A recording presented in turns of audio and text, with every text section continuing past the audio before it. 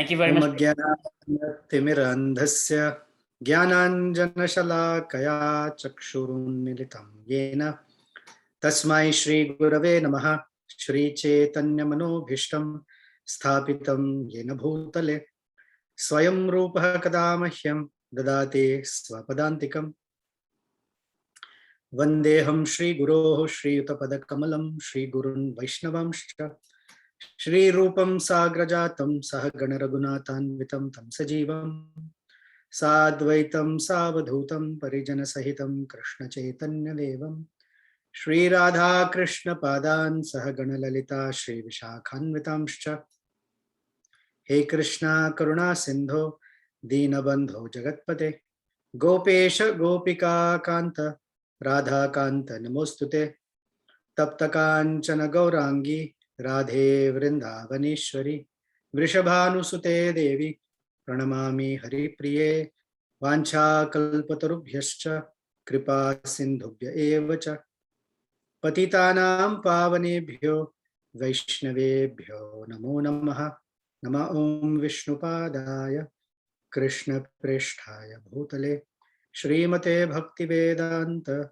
Swamin Iti Namine Namaste Saraswate Deve Gauravani Pracharine Nirvishesha Shunyavadi Paschatya Deshatarine Jaya Shri Krishna Chaitanya Prabhu Nityananda Shri Advaita Gadadhara Shrivasadi Gaura Bhakta Vrinda Hare Krishna Krishna Krishna Hare Hare Hare Rama Rama Rama Hare Hare.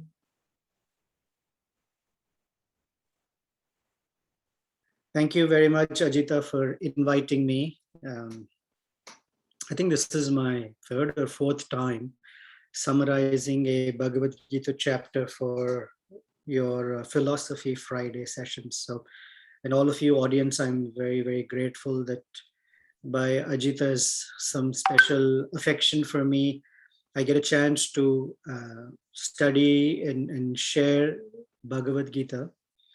And all of you, actually all of us, are very fortunate to be able to access Bhagavad Gita in a way that it makes sense to live it.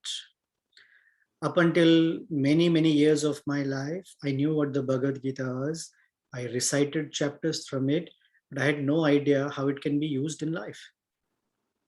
So I'm very grateful to Srila Prabhupada and the followers of Prabhupada who showed me that I could live my life according to Bhagavad Gita. And so it's a journey that I'm practicing. I haven't reached the goal yet, but I'm practicing, and I can say that I'm very, very happy and delighted that I get this opportunity in my life. And interestingly, chapter 8 is a chapter where Krishna speaks about death. All the other chapters, he speaks about eternal life. In chapter 2, he says how one can become eternal. He speaks about how there is life beyond this body. In this chapter, he speaks about death. And one may wonder why. Is he being some sort of morbid messenger? The answer is no. The answer, what we can appreciate is, in a day, we have the early morning, the afternoon, early afternoon or early evening, the evening, and night.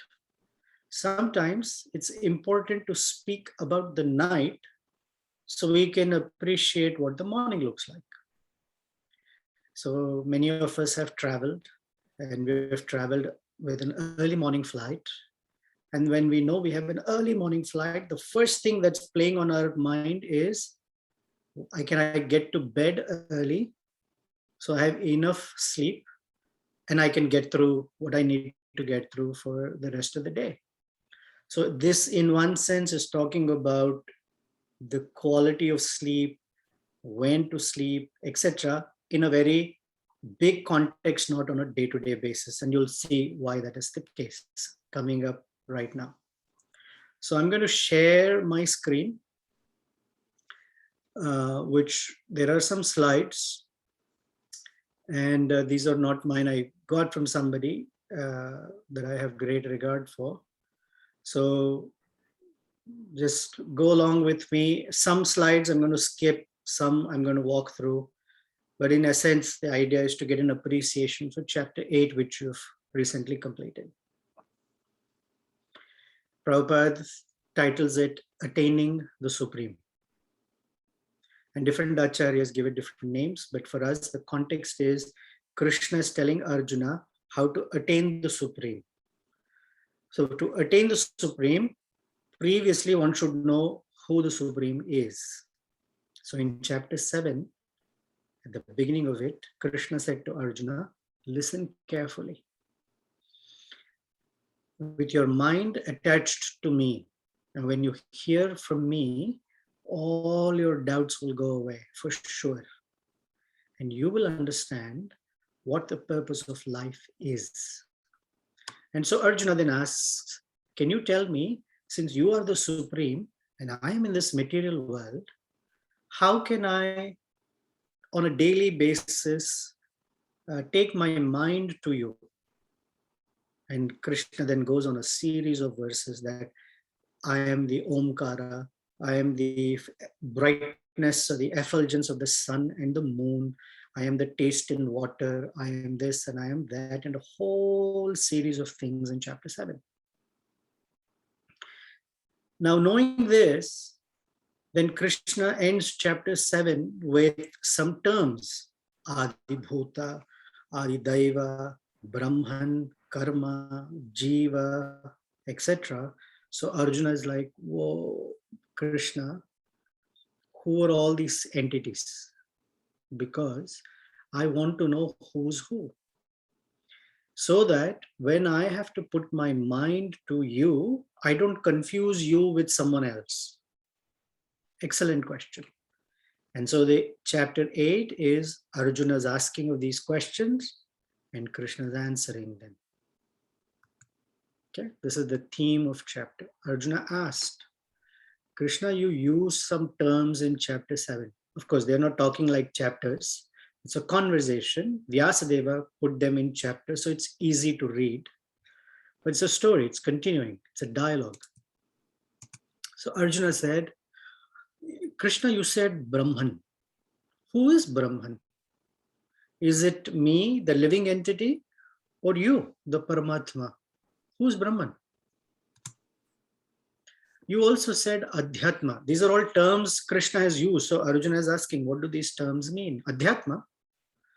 Atma is a word in Sanskrit that is used to refer to the body, sometimes to the mind, and sometimes to the soul. So who are you referring? When you say Adhyatma, who are you talking about? You said karma. Oh, Krishna, what activity is called karma? Any activity? Is it the activities that I do with the body for the purpose of the body? Or spiritual activity? Are they also called karma? What is Adi Bhuta? Bhuta means that which exists. So we have Pancha Bhuta, earth, water, fire, air, ether, and whatever you take, a computer, a phone, a book, a table, specs, chair, plants, leaves, curtain, wall, floor, it doesn't matter. They're all combinations of earth, water, fire, air, and ether or space in different proportions. So what is all this? You said Adi Deva, the controller or the governor, the boss. Who is it? Are the Devatas the Adi Devas? Or the original personality of who is it? Who is Adi Deva? Then you said Adi Yagya. Yagya is referred to worship and sacrifice. So who is to be worshipped in all the sacrifices? I know in India, when India plays Pakistan for cricket match, there are many groups that do fire yagya, havan, to make India win. in cricket. May Virat Kohli hit a century, swaha.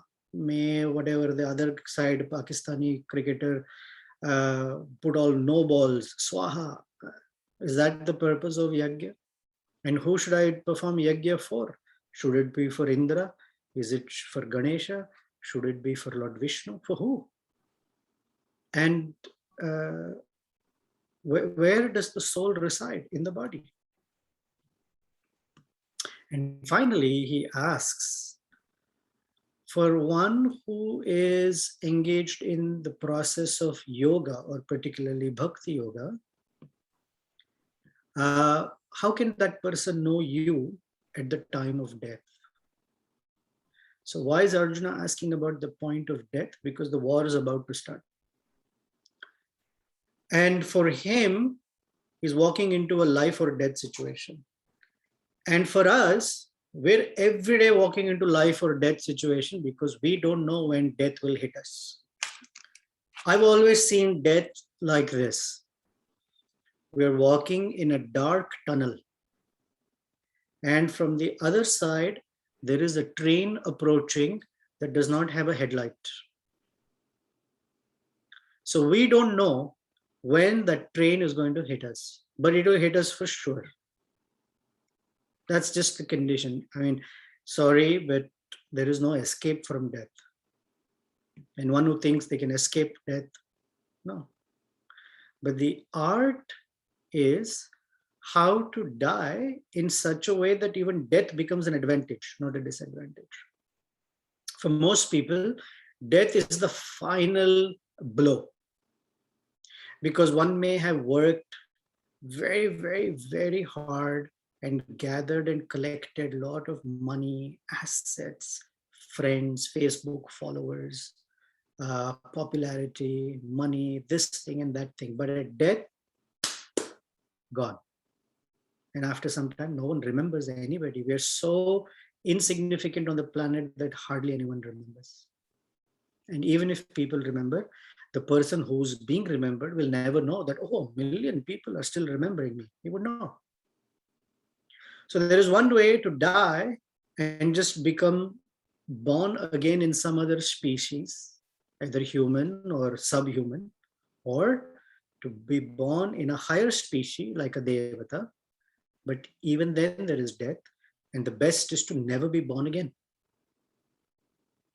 To go back to Vaikuntha and live an eternal life serving Lord Vishnu or Lord Krishna or any of the persons that we think are our Ishtadeva. It can be Narsingadev, it can be Sitaram, it can be Narayan, it can be any of the Vishnu forms, because that's who lives in Vaikuntha. So Arjuna is asking a very, very pregnant question. So now Krishna is going to answer him.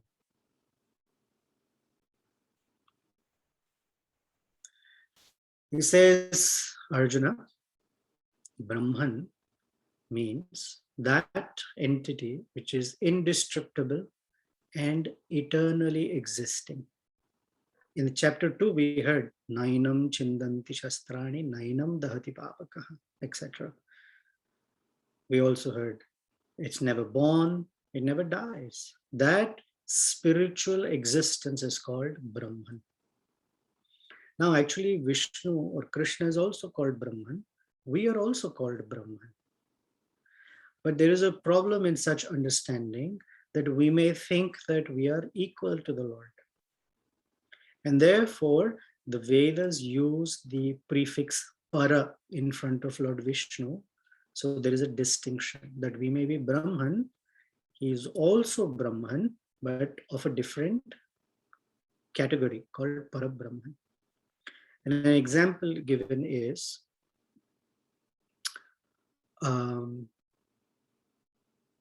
Prabhupada uses the example of a gold earring and gold in the gold mine. So I may have gold as a earring, and the gold in the gold mine is also gold. But the quantity of gold I have is very little, 10 grams, maybe 20. But in the gold mine, there are tons of gold. So both are of the same quality, but of different quantity. This picture is about a verse that's quoted in the Bhagavad Gita, but is from different Upanishads. Katha Upanishad particularly is quoted. That in every entity, there are two living beings. One, me, the Jiva, Brahman, and the other, Parabrahman. Both are there. The distinction is that the Jiva on the right side is the one that is eating the fruits of the tree of the body. Okay, sometimes there are good fruits, sometimes there are sour fruits, happiness and distress. But too busy eating.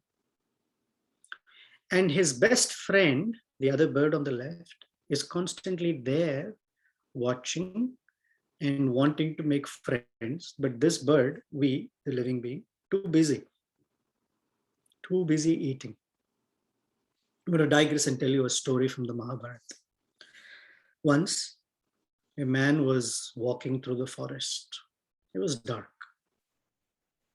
And as he was walking through the dry leaves, he heard a sound of something or someone walking behind him. So if you're walking in the dark and you hear footsteps, you don't look behind, right? Because you don't know what you'll see there. So this person started walking faster. The footsteps were also walking faster. So he started running. The footsteps were also pursuing him. He was too scared to look. And in that running, he did not see and fell into a blind well. And as he was falling through the well, he stretched his hands out to see if he can hold on to something and caught a rope.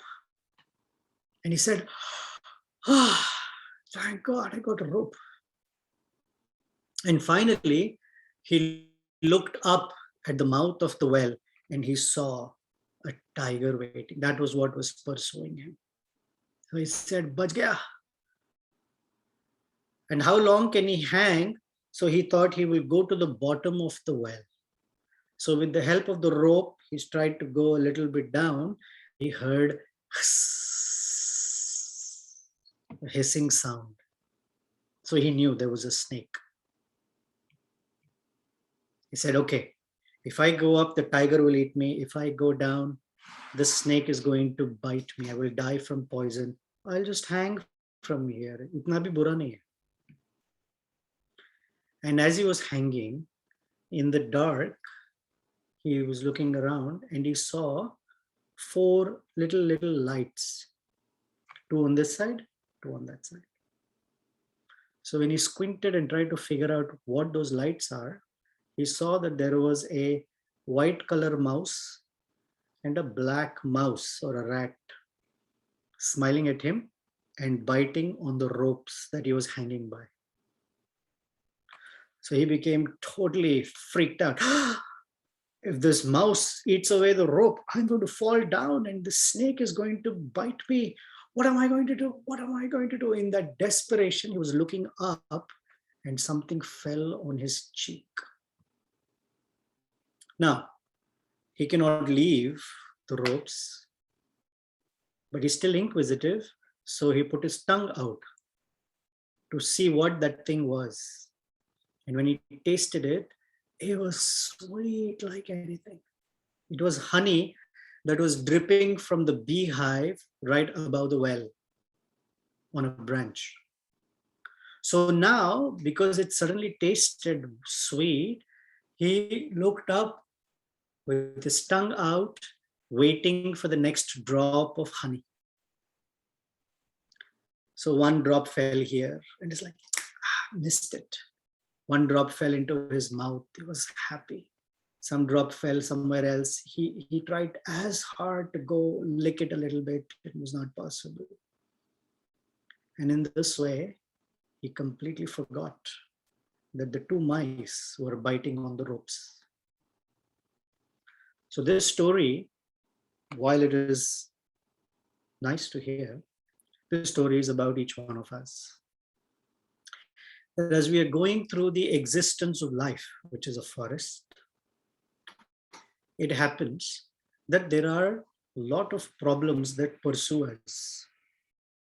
And each one of us is trying our best to run away from our problems. These problems are represented by the tiger. And the more we run, the more they pursue us. And as we are running away from them, we fall into a condition like in a well. At the bottom of the well is the snake of death, waiting, hissing. So we are hanging on to our life by a rope. That rope is our lifespan. And the two mice eating at the rope, the white one is daytime and the black one is the nighttime. And every day they are eating at our lifespan. Now, some of us may have a thicker rope, some of us may be hanging by a string, but we're all hanging by some sort of rope. And we're trying in this precarious condition of life. Sometimes there is a little drop of honey called happiness. Okay? And that happiness sometimes falls right into our mouth so we can easily experience it.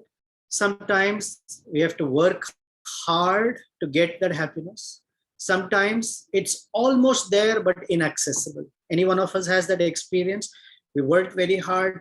We felt like we're going to get that thing, whatever that thing was, but it slips from our hands just like that. So we are so busy trying to lick that honey of happiness that we forget, or any living entity forgets what a dangerous condition one is in. And that awakens the idea that why am I in the well and how can I get out of this well? And that is by turning to Parabrahman. That's what Arjuna is asking. So Krishna is saying that Adhyatma means the Jiva, the living entity. And the living entity has a nature. And the nature is to serve. Now we all have choices to make. Every day we're making choices. What's important is what motivation is driving those choices that we are making. Some people are motivated by more money, success, better facility in this world. Nothing wrong with that. Just that it is temporary. That's all one should know. And there are some who are motivated by something that lies far beyond this constant choice making. So they have their eyes fixed on the long-term goal. Some people have eyes fixed on the short-term goal. That's called myopic, very short-term focused. I'm only looking at what is right here in front of me and I'm not seeing the big picture. And there are some persons who see the big picture. And we make choices. So are we making choices based on the big picture or not is a question we have to ask ourselves. Each one of us, in whatever decisions we make, the question we ask is, how will this influence or affect my big picture, where I want to go? So one way is to be the servant of the servant. This is the long-term big picture view. Dasa, dasanudasa. The other option is boss, bossanubossa. We're being the masters of everything versus the servant of everything. So a servant of Krishna. I'll tell you a joke that I had heard. There were two roommates. One of the roommates went to Philosophy Friday for Ajita's program and came back home. This is not a true story, I'm making it up. Came back home and said to the other roommate, hey, I went to Philosophy Friday and I heard that our real nature is to be a dasa. Dasoham, I am a servant. The roommate was part of an Advaita group. And they said, no, this dasoham is not proper. So what you do is, instead of saying dasoham, you say soham. So this Prabhu went for, I said, oh, really? Soham. Soham means I am that. He went back to Ajita, and Ajita said, we are not Soham. Just add a da in front of him. Da Soham. He said, oh, that's a good one. He came back home. He told his roommate, it's not Soham, it is Da Soham. So his roommate said, oh man, how am I going to repair this fellow? He said, all right, you want to chant Da Soham, right? Fine. Just add a Sa in front of him. So it became Sada Soham. I am always that. I am always that. So he went back to Ajita and said, Sada Soham, Sada Soham. Ajita said, no, just add a Da in front of that Sa. Dasa Dasoham, Dasa Dasoham. That is our true nature, where we are the servant of, because that is to serve is our nature. Whatever it is, whoever we are, we may be the CEO, the president of the country, or the prime minister, but we are serving. We're serving the people. If you're not the prime minister, we're not the president, we're not the CEO, we're an ordinary person. We're serving our family, we're serving Mother Earth, we're serving the country, we're serving the dolphins, we're serving the dog, whatever it is, we're also serving our own body, but we are serving all the time. So then Arjuna asks, what is karma? Krishna says karma is that activity that produces reactions. So this person is me, sitting here, pushing this domino on this side and thinking, oh, nothing's going to happen. And it goes around and comes and slaps me right here. Karma, here's the thing. Many people ask, why is this happening to me? So that's a wrong question. Okay, because there are certain things for which the why is not answered. But karma, we cannot recognize, we cannot understand how karma is working, but we can understand that karma is working. To say how, we are not given the vision into past to such a degree. It's painful to know that in my previous life, I was a cockroach. To know that before that, I was a worm, earthworm. It causes severe anxiety, personality, identity issues. You know, for example, a mental illness is called schizophrenia or multiple personality disorder, because a person thinks they're more than one. So karma, by the system of karma, Krishna has made a wonderful arrangement where we can't remember our previous birth, except in some cases, but not fully. It's good. But we know we're being slammed, so we have to understand, oh, that is what is going on from a previous life. Then Adibhuta, Adideva, and Adiyagya. I'm going to move through this fast. Krishna says that Adibhuta means all material bodies, the material energy, nature that has a beginning and an end. Anything that has a beginning and an end is made of these 5 elements, including our own bodies. And then there is Adidaiva. Adidaiva means that personality or entity that is far beyond and the one that is never subject to birth and death. So you take any of the devatas, Indra, Chandra, Surya, Varuna, Vayu, Brahma, they all have death. Maybe not the bad way of cancer or some deadly diseases, but just that the time is over and their duties are over. But they will also, their bodies will also die. The only personality that never is Lord Vishnu, the Supreme Personality. And therefore he's called Adidaiva, the Supreme Being. Now, Lord Brahma's soul also doesn't die. Indra's soul doesn't die. But the bodies in which they take care of the universe, that dies.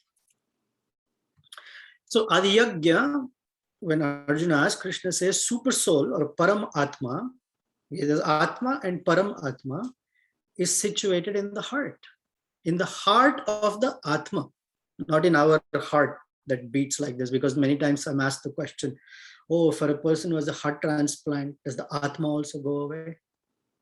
No, he's in the Atma of the soul, or the heart of the soul, not this organ heart, but in that region is where life is.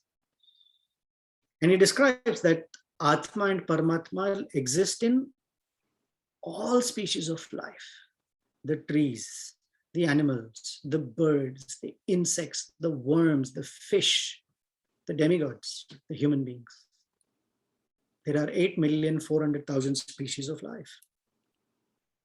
So then Krishna says, with all of this, the purpose is that at the time of death, one should remember me.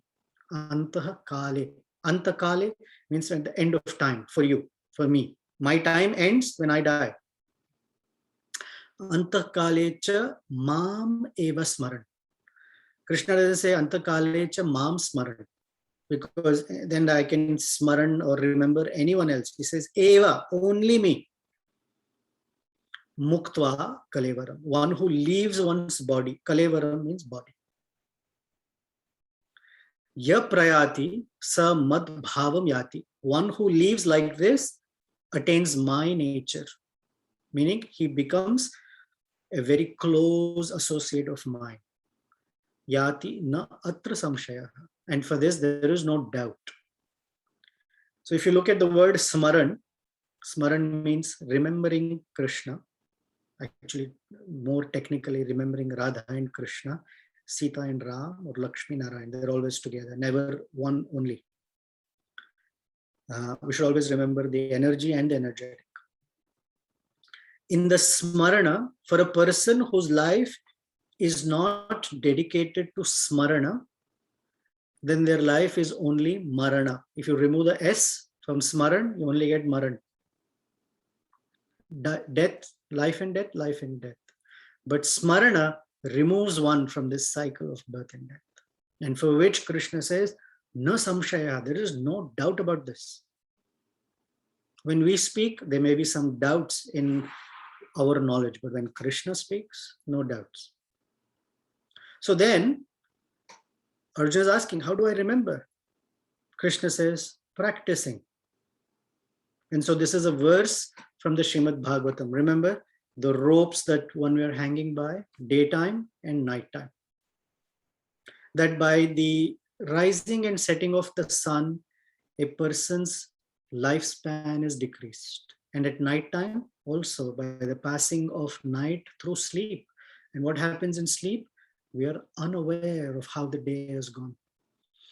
Any one of us on this call has this experience that, hey, how did my day just vanish?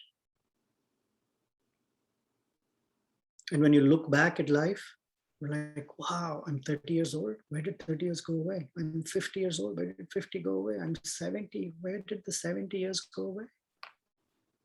Time moves imperceptibly us towards the final in this body.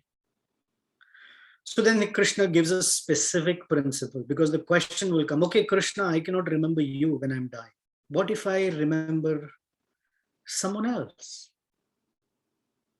My country, my parents, my girlfriend, my boyfriend, some other Devi, Devata. What if I remember them? Krishna says, Yam, Yam, Vapi. Va, Api. Api means even though. Yam, Yam, Smaran, Bhavam. Whoever you remember at the time of death. Tyajati, Ante, Kalevaram. Same Ante, Kalevaram is there in the previous verse also. Here. Smaran, Muktva, Antah, Kale, Kalevaram. So Krishna is saying, Tam Tam Evaiti. Whoever or whatever you remember, that is where your entire attention is going to go, and you will become that. Now, this is true in this life also. Whatever we aspire to become, our mind is focused on that, and we want to transform into that person, that condition that we are looking for. So then karmically, we get a body that suits that kind of desire. So whatever we desire at the time of death, that's what we will become. The question is, what we desire at the time of death, this is the unspoken secret, is whatever we are desiring when we are alive, that's what we will desire at the time of death. It's not going to be something else. For example, I join a 4-year degree course, let's say in electrical engineering. For 4 years, I'm doing electrical engineering assignments, coursework, practical exams, internship, and I come for graduation and they call my name. I go to the stage. They don't give me a degree in mechanical engineering. Suddenly, I cannot say, I want mechanical engineering. So whatever I have done, that's what I will get at the end of my graduation. So how important is it now to remember Krishna right now, so that whenever that situation comes, we remember Krishna. The picture is of Bharat Maharaj from the canto 5 of Srimad Bhagavatam. I don't have the time to narrate the story, except that he was a very, very fascinating king, very accomplished in Bhakti Yoga, gave up his kingdom, went to the forest to completely meditate on Lord Vishnu. One day saw a baby deer whose mother had just died, and he took care of the baby because he felt it is an orphan little deer baby and he needs to take care of it. That little baby became such a dear companion that even while he was chanting and doing his daily duties, his attention was on that deer. And when he came to a point of dying, instead of remembering Vishnu, he was thinking, if I die, what will happen to that deer? And that's how he died. And in the next life, he was born as a deer. Beautiful story, and there's more in that story, so I will recommend you to go study or read the story from 5th canto Bhagavatam. So then question is, at the time of death, if we have to remember Krishna, we have to practice it in the time of life. So how do I practice that? And Krishna answers that question. Famous verse, Krishna says to Arjuna, Tasmat Sarveshu Kaleshu. Oops, sorry. Oh, come on. My fingers are a little too fast. All right, let's try this one more time. Krishna says, Tasmat Sarveshu Kaleshu. Whoa. What's going on? Let me try this. Okay.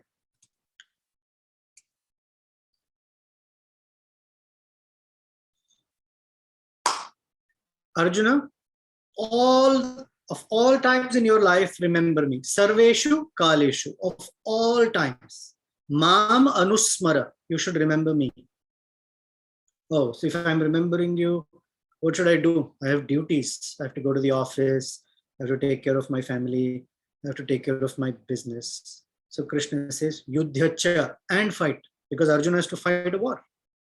So for all of us, we have to fight day to day, not fight with people, but fight the circumstances to live a life. So Krishna is saying, you remember me and you do what you're supposed to do. So then question is, what does it mean to remember and work at the same time? This is how a bhakti yogi, you'll see that Prabhupada, whether he was helping the devotees cook or eating prasadam or writing books or traveling on planes or walking every day in the morning or speaking Bhagavad Gita or writing, whatever he was doing. Although the activities were different, the remembrance of Krishna was a constant theme.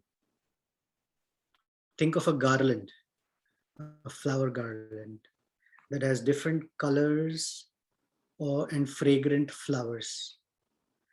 And all of the flowers are there together, but there is one thread that connects all of them. Without the thread, none of the flowers can be there. And that thread is the remembrance of Krishna.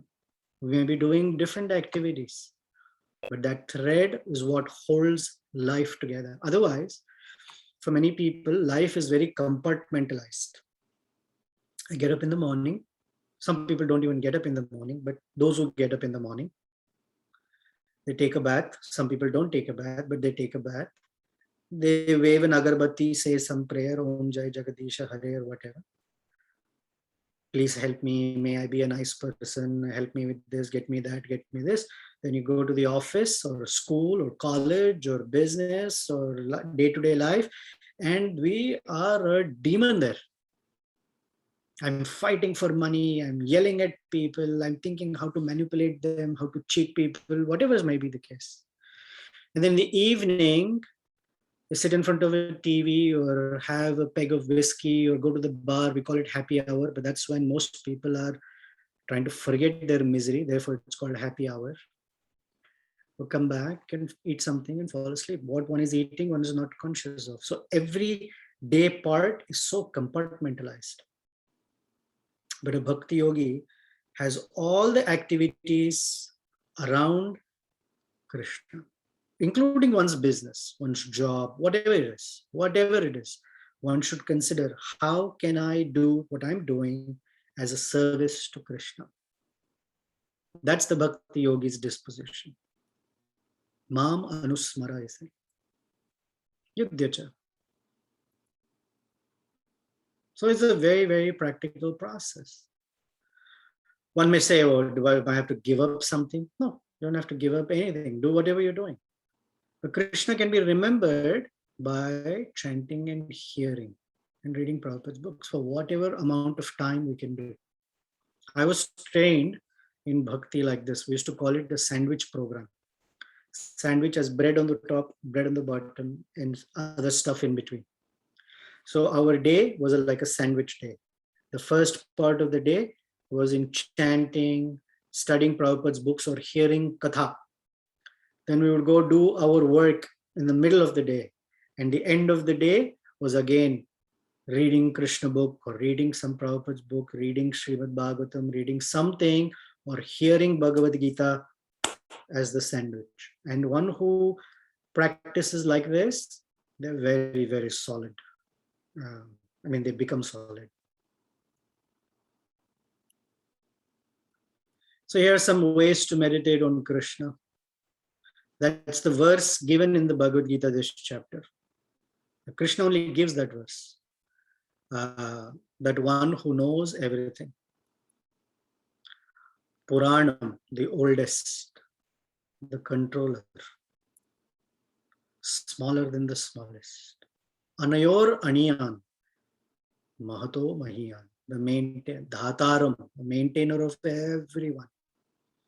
Beyond all material conceptions, inconceivable, always the person. And is luminous like the sun. That's the verse in the Bhagavad Gita. So now we go through these situations in our life. Suppose we want to know something and we are unable to know what we want to know. I want to know some data. I want to know some facts. I want to remember something when I'm speaking to my customers or I'm pitching some product idea and I forget. Because Krishna is sitting in the heart, if I can say, Krishna, you know everything. If you so desire, please give me memory of this situation and it may come to you. And you remember Krishna that, you are the all-knowing personality. The oldest. Everything around us seems to die. But we remember that, you are the supreme, the original personality. Each one of us tries to control some circumstances in life, but we find it is very, very hard to control because there are so many variables. And when we can't control something, we say, Krishna, you are the ultimate controller. I give the situation in your hands. Please control. This is what Draupadi's prayer was. And that fool, Durshasana, was pulling her sari away. Draupadi tried to hold her sari with 2 hands. But Dushasana had the strength of 10,000 elephants. When he kept pulling her with her hand, she could not hold. So almost foolishly, she holds it between her teeth because she's desperate. And finally, she decides, I cannot do this. This is not in my control. Hey, Krishna, Govinda, Madhava, you are the controller. And suddenly, Dushasana, the fellow with 10,000 elephants, couldn't pull that sari off Draupadi. Like that. There are different ways in which we meditate. Every day we see the sun. We say, I want vitamin D. But we also want vitamin BH, bhakti. That is when we remember Krishna. Is transcendental beyond material nature.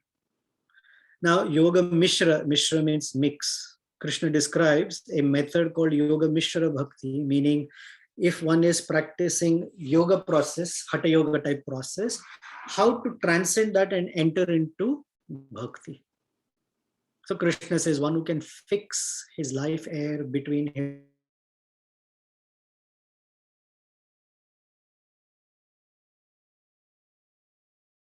certainly attain Lord Vishnu. We may not be able to, we just have to chant Hare Krishna. But I'm going to skip on this chakra business because I'm not so expert, or I don't know much about the chakras, but in the yoga process, the idea is to awaken the Kundalini from the very lowest chakra to the top.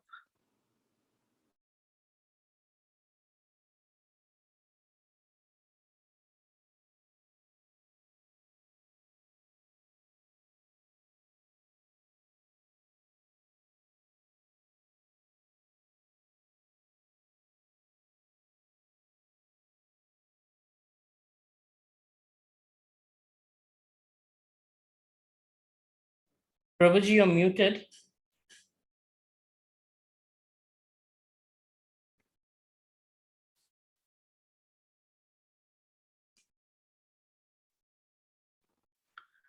The verse is Harer Nama, Harer Nama, Harer Nama Eva Kevalam, Kalo in Kali Yuga, Nasti Eva, there is no other way, Nasti Eva, there is no other way, Nasti Eva, there is no other way.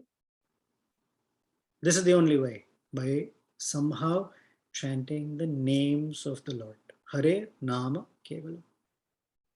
And good, thank you.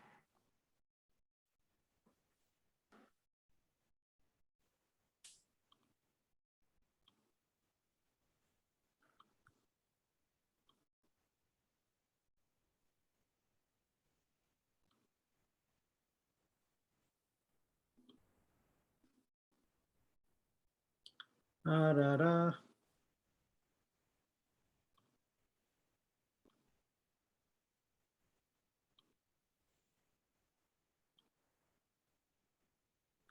I don't know, something's wrong. But we're almost done, so that's fine. Yeah. So Hare Nama, Hare Nama Eva Kevalam is our method in Kali Yuga. And with that, Krishna says that the ultimate destination is pure bhakti. Ananya Cheta. Anya means something else. Ananya means without something else. The mind completely devoted to serving Krishna. So then he says, what is the final destination? And the destination is, Krishna says, well, there are three destinations for those who are practicing Krishna consciousness. In general, one who leaves their body with very, very good karma. They are born in the family of very, very rich people or in the family of Brahmanas. Because Arjuna asks, well, what if someone dies when they have just begun the practice of yoga, bhakti yoga, versus someone who's very advanced? What happens? So Krishna says one who's just a newcomer or just practiced not enough, they get a chance by being born in a very rich family or in a Brahmana's family. Then they don't have to worry about the day-to-day things of life. The one who's very advanced is born in the family of Vaishnavas. And they start from there. meaning everything around them is already Lord Vishnu, Mahaprasadam, chanting of the holy name, Vaishnavas. So they get a head start. Whether they make use of it or not, that's up to them. But at least they get a head start. So when I was born, because I was born in a Brahmin family, but it took me 30 years to even understand that Krishna is the Supreme Personality of Godhead. So that's chapter 8. And I want to see if there are any questions, comments, you want to share any reflections, something that you like, don't like from the chapter.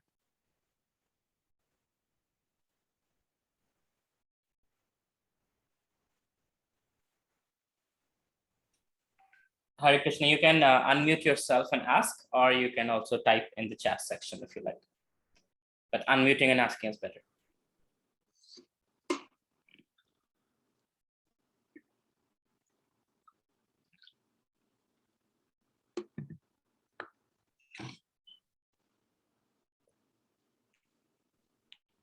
Prabhuji, Yes. I had a question. Yeah, I had a question. So when we are thinking about like Krishna at the time of death, we are going to Krishna. But what if somebody thinks of demigod, let's say Indra or Varun or something, someone like that? Like, how do they attain them? Like they born in Indra Loka, or like in a form of like Nartaki or something like that? Like what happens?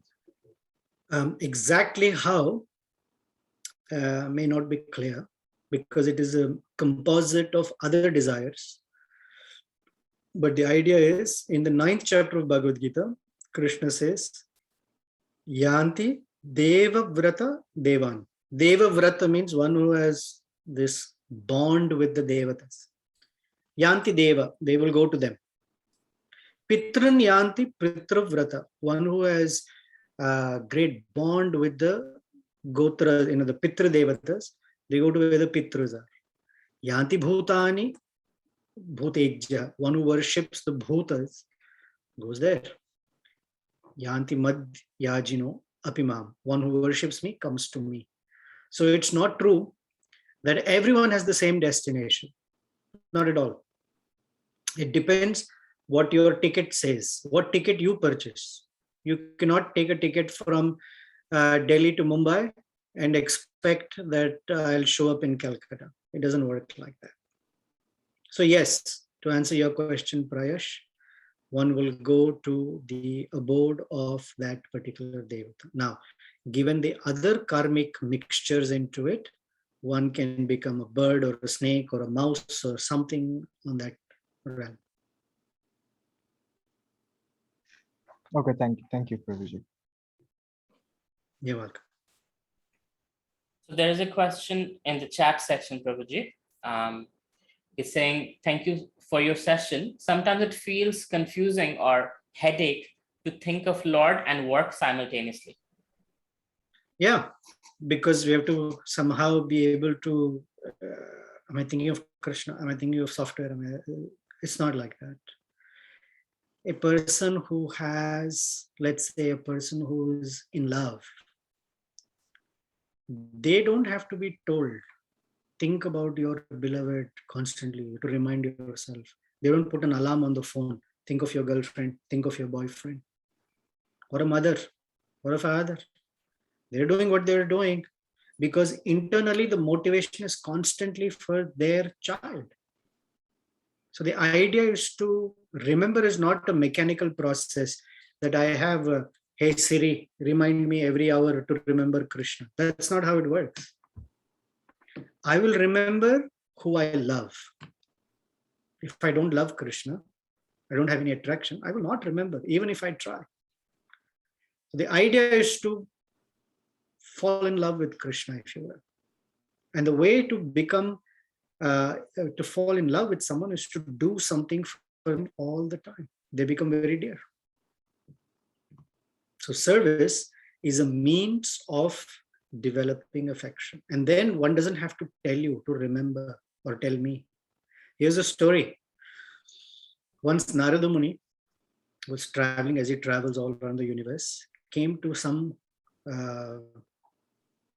sages. Babas, whatever, Munis, they were sitting in meditation. Very hard. From morning till night, some were standing in cold water. So he asked them, what are you doing? He said, we are trying to remember Krishna for one moment without anything else in our minds. It's so hard. He said, I know it's very tough. Then he went to Vrindavan and he saw the gopis sitting in meditation pose. He said, oh, that's very difficult. And he asked them, oh, gopis, what are you doing? They said, we are trying very hard to remove Krishna from our mind for one moment, and it is impossible. They have love. Even if they want to forget him, he is all captivating their mind. And where we are starting off is we have to try very hard. So Prabhupada and the acharyas before Prabhupada gave us a very easy method. Just every day, offer some service, and from that service, attraction will awaken like anything.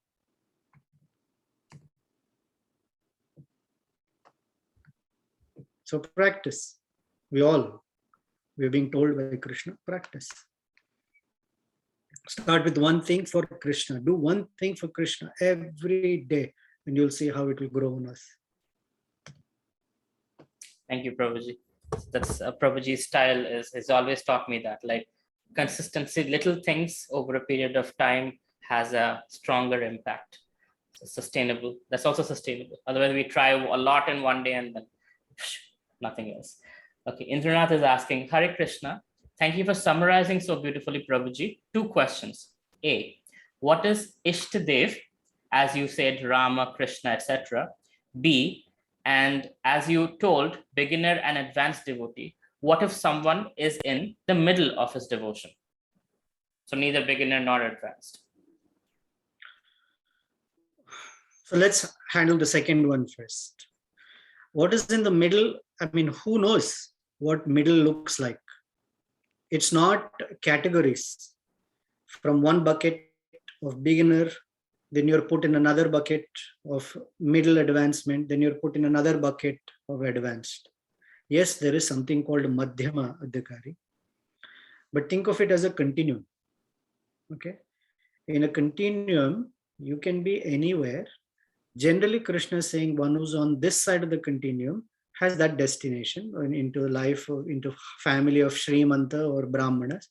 And one who's on this side of the continuum is born in the family of Vaishnavas. Somewhere in the middle, depending upon how much advancement and realization they have of Krishna, they can be in a Vaishnava's family that is rich, possible. So it can be any combination that facilitates getting a head start. That's all it means. Now, what is Ishtadeva?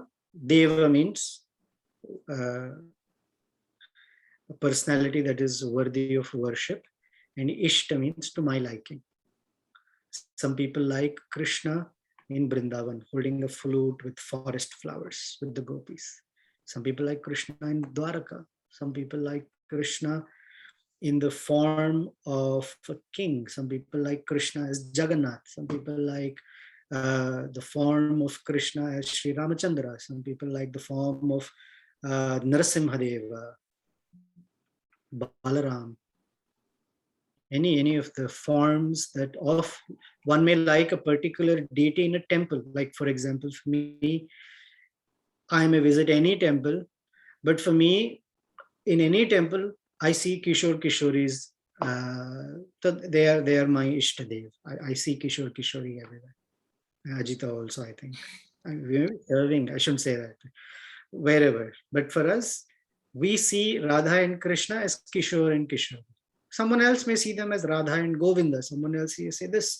It is that form that holds our heart. That is Ishtadeva. Ishta means to like. Thank you so much, Prabhu. Chandresh Prabhu, you had a question? You raised your hand.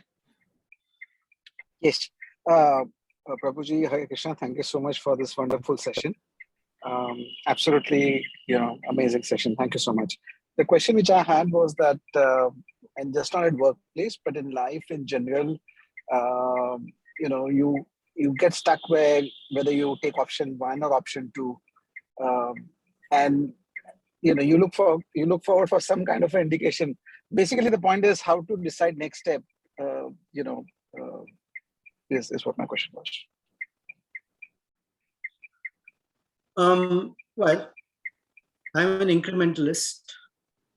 So whenever you take a step, see what you get out of it.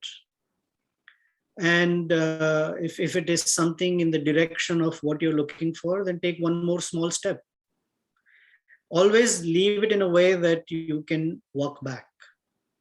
Don't make some dramatic changes that are hard to come out of. While doing that, is very, very important. It's critical to have someone who we can consult with along the way. Because some signals we may not be able to read. Why? Because we are in the situation. But someone who's objectively outside of the situation doesn't have the same emotional hanging that we have, can tell us in a more objective way, I don't think this is good for you, or I think this is good for you. So to have a coach or someone on the sideline that says, you take anyone, for example, the world's best tennis players or cricket players or speakers or whoever, they always have someone who tells them, hey, this could have been a little better, try that differently, because they're not involved the way we are. So these two things, take small steps in the direction and have someone objectively tell you. Okay, Chandresh? Yes, thank you so much, Prabhuji. You're welcome. Indranath, did you have a follow-up? I saw you unmute. No, Prabhuji, I just thanked Prabhuji for the answer. Okay. And Anant is sending his humble obeisances at your lotus feet. Wonderful answer. Okay. All right. Thank you very much, Prabhuji. You have been very, very kind. Thank you for your time. And we look forward to you again coming and summarizing chapter 9 for us, if you're so kind. Oh, wow. Well, I already looks like I got my next salary. Thank you. Srila Prabhupada ki jai, Nityananda Pran Prabhu ki Prabhupada jai. ki jai, all the Vaishnavas ki jai. Thank you. Hare Krishna.